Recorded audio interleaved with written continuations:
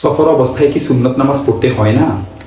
সফর অবস্থায় সুন্নত নামাজ পড়া না পড়ার ব্যাপারে রাসূলুল্লাহ সাল্লাল্লাহু আলাইহি ওয়াসাল্লাম এবং সাহাবায়ে কেরাম রাদিয়াল্লাহু তাআলা আনহুম আজমাইন থেকে দুই ধরনের আমলই বর্ণিত হয়েছে। কোনো কোনো বর্ণনায় সুন্নত পড়ার কথা এসেছে, আবার কোনো কোনো বর্ণনায় সুন্নত না পড়ার কথাও এসেছে।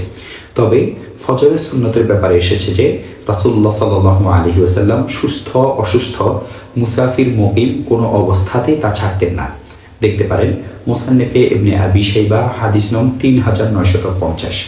অতএব ফজরের সুন্নত গুরুত্বের সাথে আদায় করবে।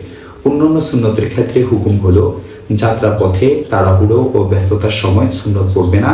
আর যদি যাত্রাপথে তাড়াহুড়ো ও ব্যস্ততা না থাকে এবং সুন্নত পড়ার অবকাশ থাকে, সুযোগ থাকে, তাহলে সম্ভব হলে সুন্নত পড়ে নেবে। তবে গন্তব্যস্থলে নিরাপদে স্বাভাবিক অবস্থায় থাকলে সুন্নত পড়ে নেওয়াই উত্তম। এক্ষেত্রে সুন্নত ছাড়বে না।